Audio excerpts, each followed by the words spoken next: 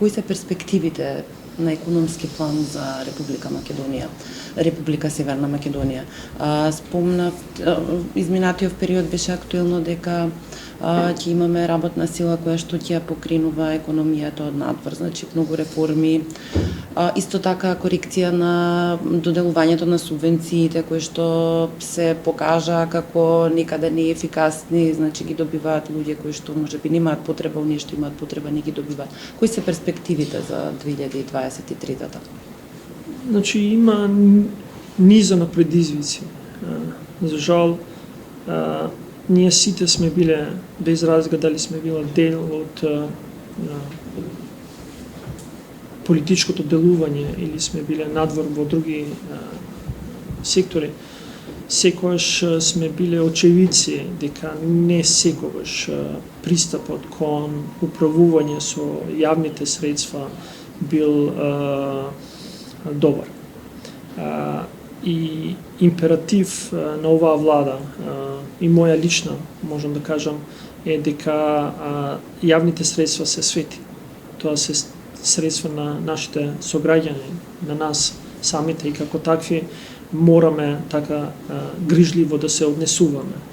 Како што ќе се однесуваме кон секое свето нешто кое што значи нешто за нас. И затоа, кога зборуваме за ефикасност на делење на државните пари, мора да знаеме дали еден денар кој што ќе отиде на едно место на вистина ќе може да креира додадена вредност. Ако таа не креира додадена вредност, секако тоа не е ефикасно користење на јавните средства. И таму годинава влегуваме во еден целосен нов систем на располагање и управување со јавните средства. Напоредно на тоа, да, ние мораме едно за секојаш да се соочиме дека не може да има развој ако на најефикасен и најдобар начин не се користат сите ресурси, па и човечкиот ресурс. Вчера имав интересна дискусија со моите колеги и ми рекоа зошто така храбро зборуваме за нова работна сила која што е потребна на пазарот.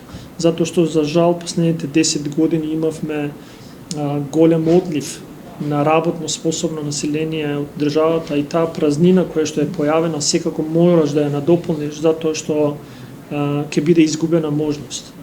Што правиме со нашите сограѓани кои што се уште не се вработени. И за нив секако има простор за вработување, но ние заедно со нив треба конечно да седнеме и да разговараме дека мора да се промениме сите. Мораме ние како креатори на политики да менуваме политики, мора луѓето да се менува со дополнителни вештини и квалификации за да одговорат на пазарот на труд. И јас секојаш ќе кажам, ако има работна сила која што може да ја платите поевтино, а таа да ја увеземе, зошто да не го направиме, затоа што нашите сограѓани заслужуваат да живеат подостоинствено и да добиваат повисоки плати. Тогаш нашите сограѓани да ги реквалификуваме, доквалификуваме за подобро платени работни места, а се друго што може да биде увезено за да креираат и за да исполнуваат работни задачи кои што се пониско платени, зошто тоа да не го направиме. Тоа е во суштина битието на миграцијата. И нашите сограѓани кои одат во Германија секако исполнуваат работни позиции кои што се пониско платени наспроти луѓето кои што живеат во Германија.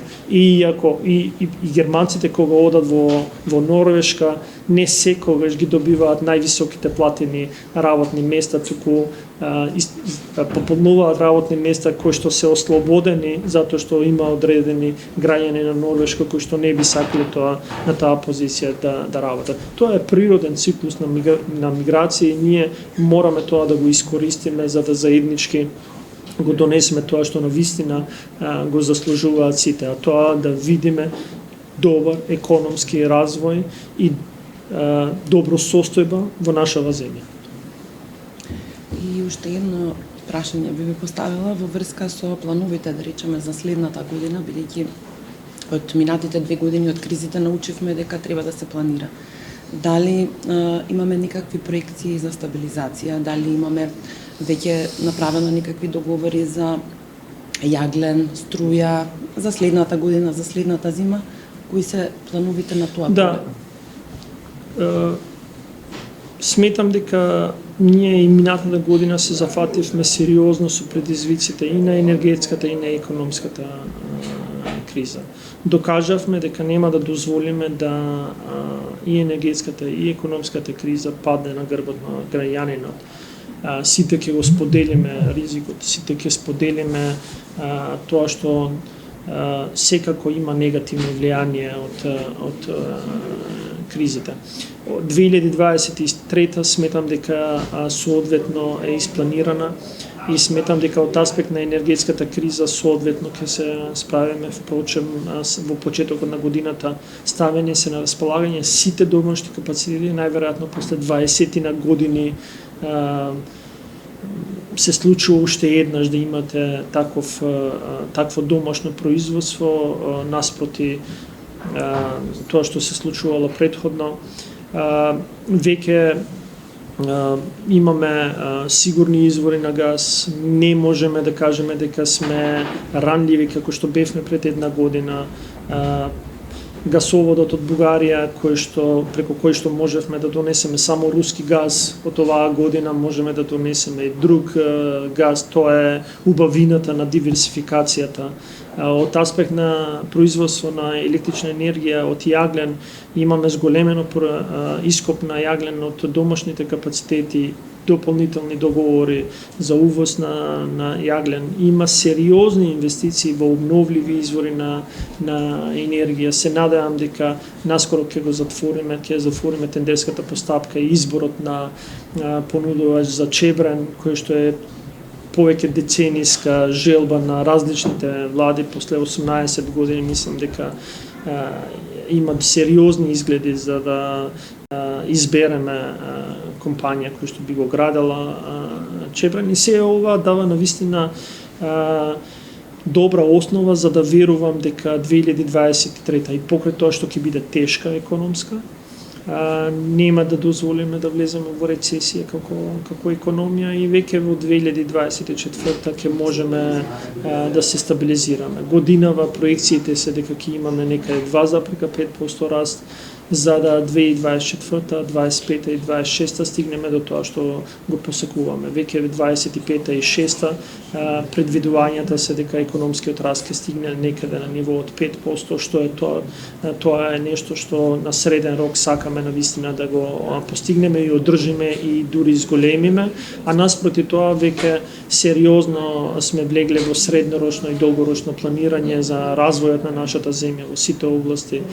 При крај сме со процесот на националната развојна стратегија, која што една за секогаш ќе даде јасна визија за нашата земја на наредните 20 години, каде сакаме да се движиме во сите области, какво образование сакаме да имаме во нашата земја на наредните 20 години, какви деца со какви вештини сакаме да произведеме во наредните 20 години, за каков пазар на труд ќе одговорат тие деца, дали се уште ќе сакаме да креираме образовани кадри кои што на крај на денот остануваат невработени затоа што пазарот на труд тоа не го бара, или деца кои што ќе знаат да умешно се справуваат со вештачката интелигенција, мегатрониката, роботиката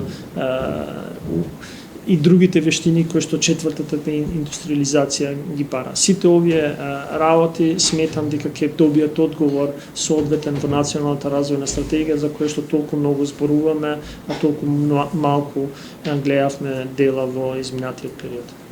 Сакаме да имаме во нашата земја наредните 20 години, какви деца со какви вештини сакаме да произведеме во наредните 20 години, за каков пазар на труд ќе одговорат тие деца, дали се уште ќе сакаме да креираме образовани кадри кои што на крај на денот остануваат невработени затоа што пазарот на труд тоа не го бара, или деца кои што ќе знаат да умешно се справуваат со вештачката интелигенција, мегатрониката, роботиката,